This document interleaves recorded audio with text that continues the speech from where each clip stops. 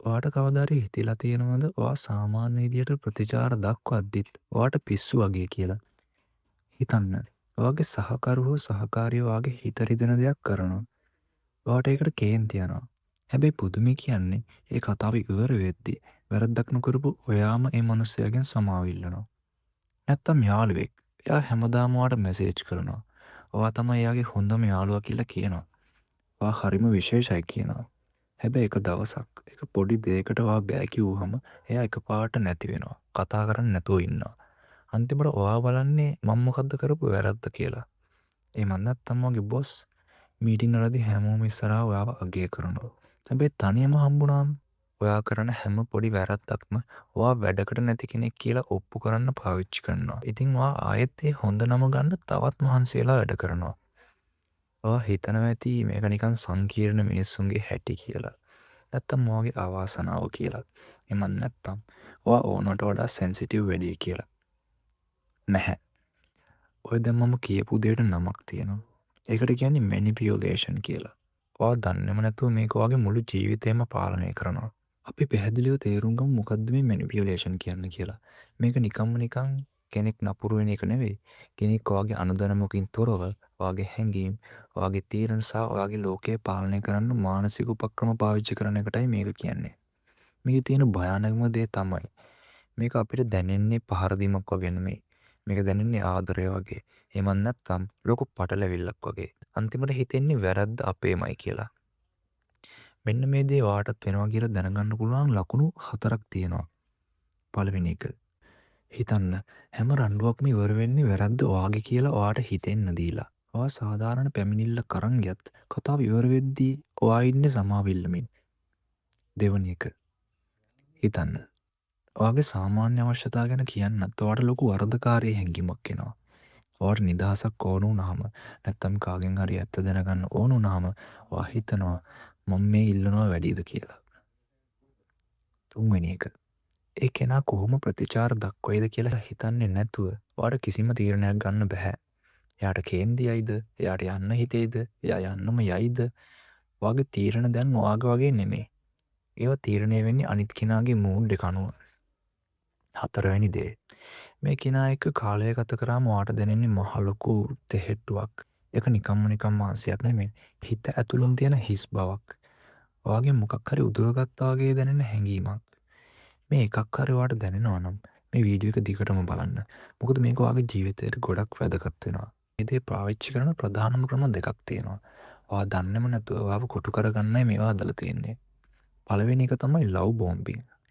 මේකෙදී මුල් කාලේදී ඔයාට පුදුම විදියට අවධානය, ආදරය සහ සැලකිල්ල දෙනවා. දිගටම මැසේජ් කරනවා. මට ඔයා විතරයි ඉන්නේ. මාව තේරුම් ගන්න ඔයා විතරයි වගේ ලොකු කතා කියනවා. ඔයාට හිතෙනවා මට ගැළපෙනව කෙනා හම්බුණා කියලා. හැබැයි ඇත්තරම එතන වෙන්නේ ආදරය දෙන එක නෙවෙයි. ඔයාව එයාට ඇබ්බැහි කරගන්න එක. එයාගේ අවධානය නැතුව ඔයාට ඉන්න බැරි තත්ත්වයට ඔයාව පත් කරනවා. පස්සේ දවසක එයා ඒ අවධානය අයින් කරගත්තාම ඒක ආයෙත් ලබා ගන්න ඔයා ඕනම දෙයක් කරන්න ලෑස්ති වෙනවා.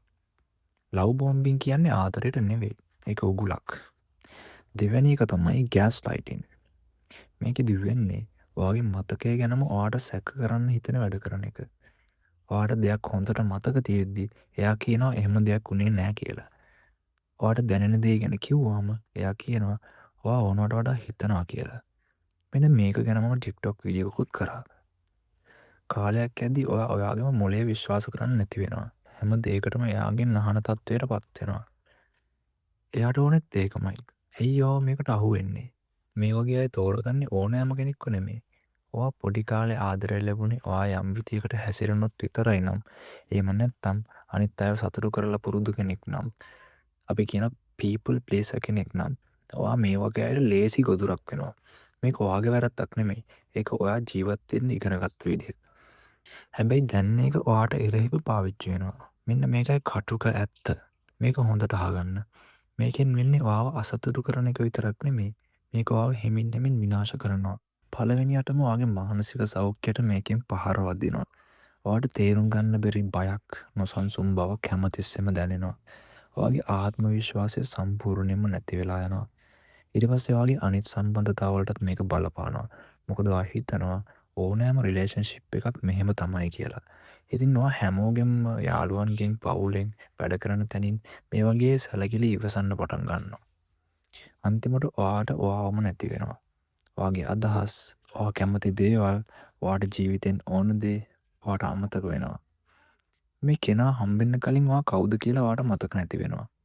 ලංකාවේ අපිට තියෙන ප්‍රශ්නයක් තමයි අපි හැදී වැඩෙන්නේ ගෙදර කරදර එළියට දාන්න එපා කියන මතයත් එක්ක. වැඩිහිටියන්ට ගරු කරන්න, ප්‍රශ්න ඇති කරගන්න එපා, ඉවසගෙන ඉන්න කියලා තමයි අපි ඉගෙනගෙන තියෙන්නේ. හැබැයි මතක තියාගන්න ඒ සංස්කෘතික නිහඬතාවය ආරක්ෂා කරන්නේ ඔයාව නෙමෙයි. පාලනය කරන කෙනාවයි. ඔයා පවුලේ සාමය වෙනුවෙන් නිශ්ශබ්ද වෙන හැම වෙලාවකම අනිත් කෙනා තවත් බලවත් වෙනවා.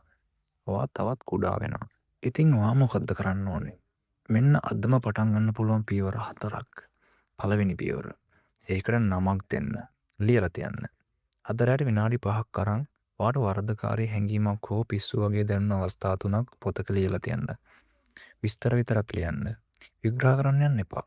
ඒක ඔළුවෙන් අයින් කරලා කඩදාසියක ලියුවම ඒකේ පවර්ෆුල් ගතිය යනවා. දෙවෙනි පියවර.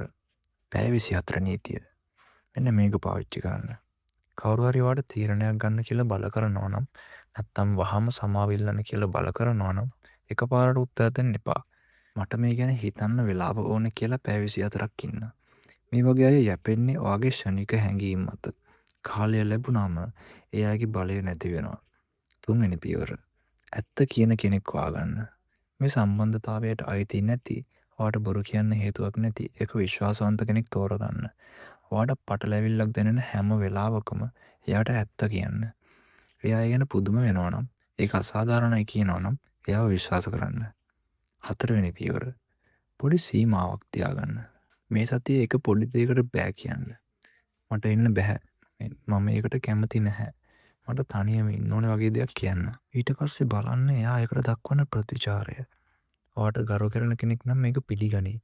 හැබැයි ඔයාව පාලනය කරන කෙනෙක් නම් ඒකට ඔයාට දඬුවම් කරයි. ඒ ප්‍රතිචාරයෙන් ඔයාට හැමදේම තේරුම් ගන්න පුළුවන්. ඔයා අහලා තියෙනවද රත් වෙන වතුරේ ඉන්න කකුලොය කතාව?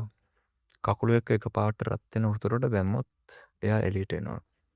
හැබැයි එයාව ඇල් වතුරට දාලා හිමින් හිමින් රත් කළොත් එයා ඒක දන්නේ නැහැ. එයාට දැනගන්න ලැබෙද්දි එයා වරක්කු වැඩි. අන්න ඒ වගේම තමයි මැනිපියුලේෂන් කියන්නේත්. ඒක පටන් ගන්නේ ලොකු දෙයකින් නෙමෙයි. පොඩි කතාවකින්. පොඩි වරදකාරී හැඟීමකින්. වතුර රත් වෙලා කියලා දැනෙද්දි ඔයාට පන්න පුළුවන් කියලා ඔයාට අමතක වෙලා. හැබැයි ඔයා මේ වීඩියෝ එක බලනවා කියන්නේ ඔයාට දැන් ඒ රස්නේ දැනෙනවා කියන එකයි. අන්න ඒ දැනුවත්කම තමයි හැම දෙයකම ආරම්භය. දැන් මට ඔයාගෙන් එක ප්‍රශ්නයක් අහන්න ඕනේ. ඒකට අවංකව කමෙන්ට් එකක් දාන්න. ඔයාගේ ජීවිතේ ඉන්න එක් පුද්ගලයෙක් ගැන හිතන්න.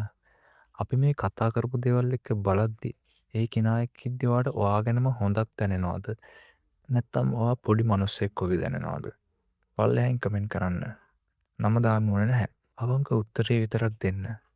මේ වීඩියෝ එකකින් ඔයාට අලුත් දෙයක් වැටහුණා නම් මේක දැනගන්න ඕන කරන කෙනෙක්ට ෂෙයා කරන්න.